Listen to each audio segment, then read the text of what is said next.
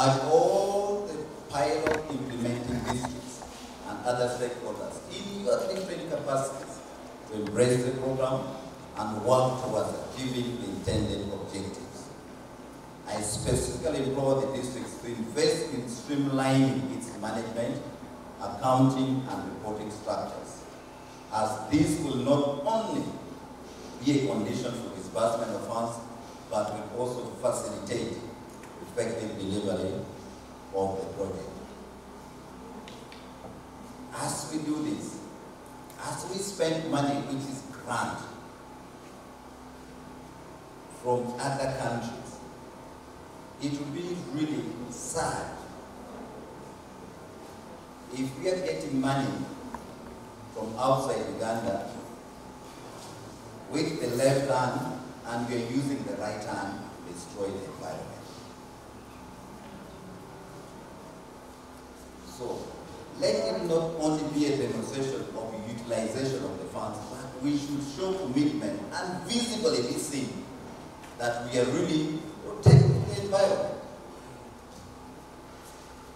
And these are little things we're going to do. It had to take the executive order from the president to address uprooting of trees from charcoal. Isn't this true?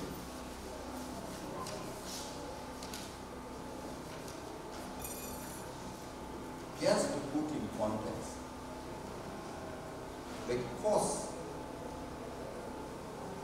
of adapting to climate change, if we don't do it now, in 30 years' time, it is going to be more than 30 times.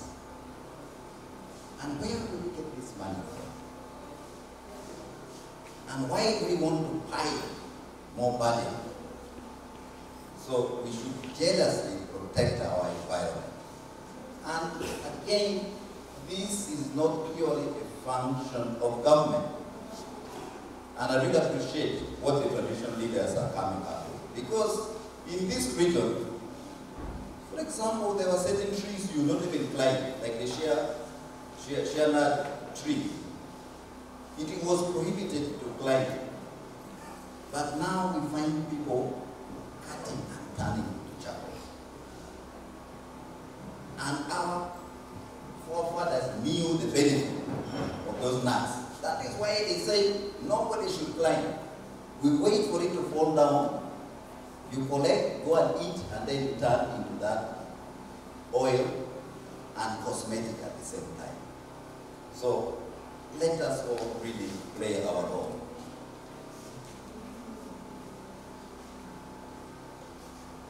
The RDC mentioned the issue of mindset change.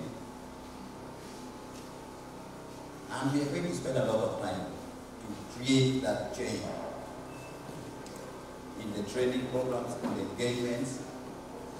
And we want the people we engage with to become champions. That is the ultimate. You become champions. You become ambassadors. You become the sheikhs, you become the imam, you become the priest for environment, for climate change, for poverty eradication, for wealth creation, because this is what this program is about. This was given to us by God. And let us show respect to God by respecting the environment. Finally, let me take this opportunity on behalf of the government of Uganda to thank everybody, especially the development partners, UK, Ireland, and US government for the tremendous financial and technical support to our country in the effort to fight this challenge of climate change, and the International Institute for Environment and Development for the technical oversight. I would like, in a very special way, to say thank you to the government of Uganda for creating this environment that allows us to engage and bring this money for our people here. To the team, the Minister of Water and Environment, Finance and Local Government, who have been very instrumental, and I said instrumental, and thank you for really putting up this function together. And continue with this one government approach. It is the only way we can demonstrate and justify to the wananchi why we are paying salary. With those very many remarks, they said there are few, there are very many, I would like to officially take this opportunity to launch the Live AR program on local governments and wish the program success in the job, and the rest of the country. I thank you all for God and my country. This is what? Yeah, good, okay. You continue a little bit deeper.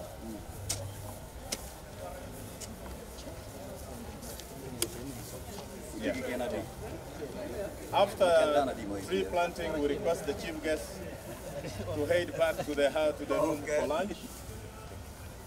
I plant this to signify we have launched Live AR, and may this grow and make sure and remind us that Live AR is with us forever. Thank you. Thank you so much.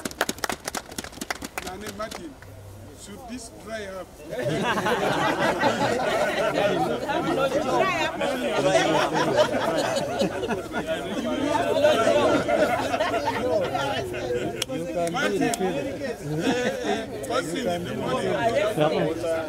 Yeah, thank you so much, viewer, wherever you could be. This is Paco George name, and I'm very happy today that I have a guest here. He will introduce himself so that we talk about the Live AR. Thank you so much, sir. Thank you very much. My name is Joseph Pepito, Commissioner Water and Environment Sector Liaison, the Ministry of Water and Environment. Okay. And I'm also the national focal point for the Least Developed Country Initiative on Effective Adaptation and Resilience. Okay. Live AR in Uganda. We are very happy for the launch today in Padre District, and we want to know more about the Live AR. Well, Live AR is a Least Developed Country initiative that was started in 2018 with the overall objective of building the capacities of least developed countries to be climate resilient and also achieve a net zero emissions by the year 2050. Okay. What are they actually doing? What exactly are they doing in Uganda? In Uganda, we shall be, we have, for a start, picked 12 pilot districts in the country. And the districts were picked based on criteria that was developed by the Ministry of Water and Environment and the members of the Decentralized Climate Finance Working Group.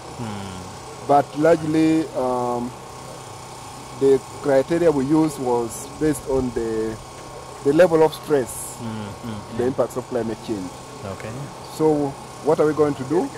One, we are going to strengthen the capacities of the local governments at all levels to ensure that they are able to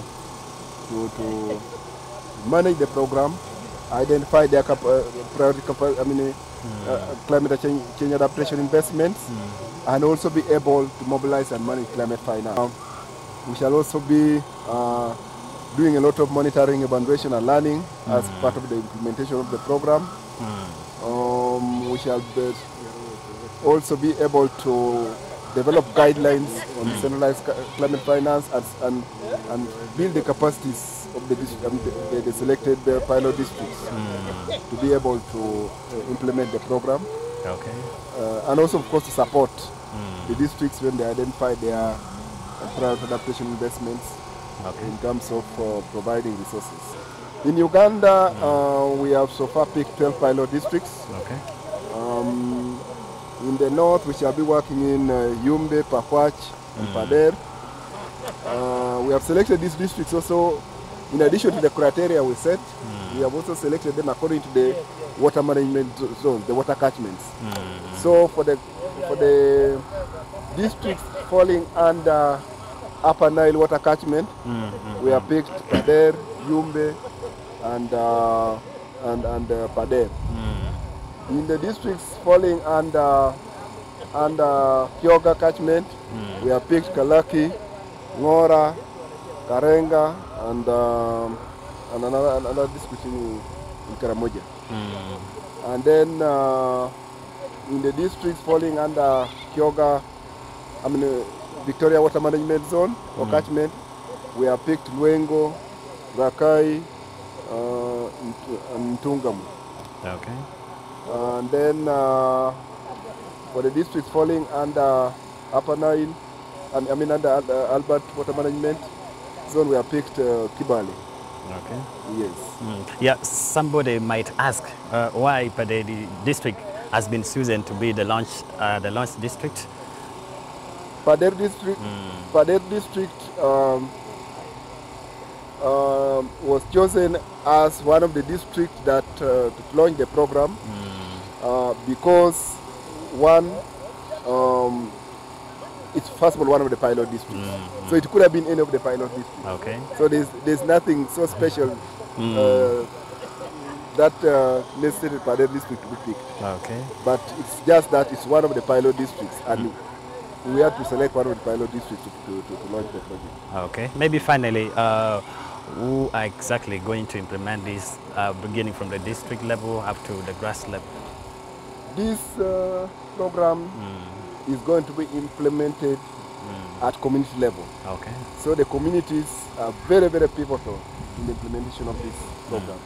And we are going to focus at the parish development committees. Okay.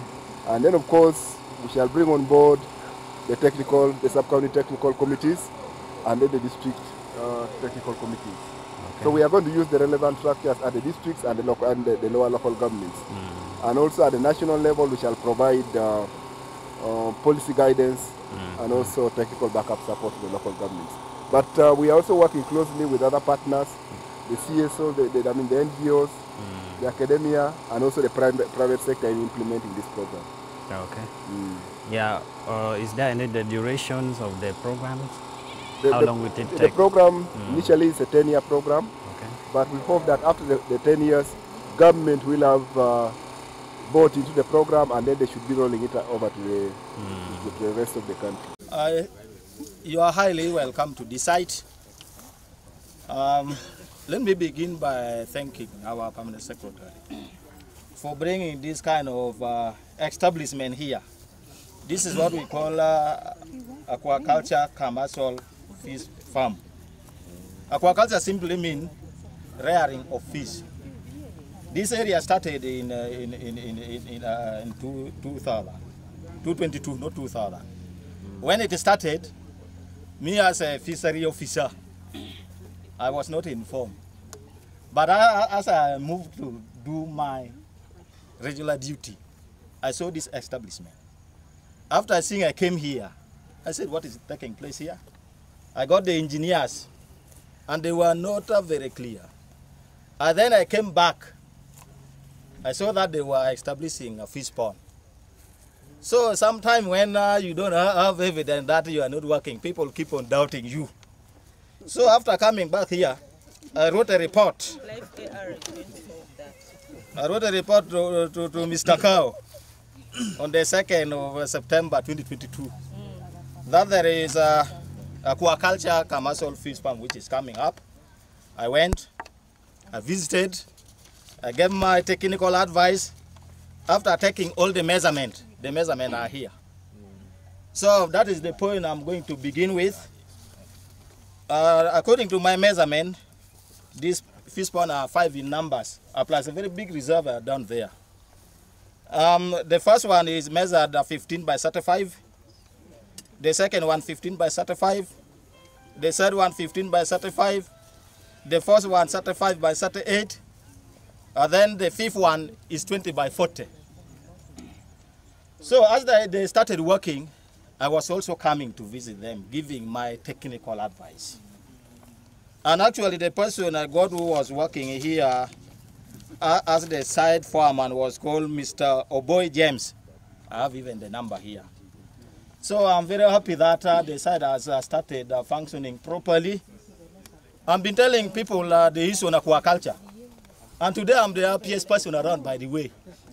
If this kind of establishment is coming to your district during your tender as the district fishery officer, and this is not the only site which has come up. We have a commercial fish farm in Poranga belonging to Martin. We have another one in Atanga.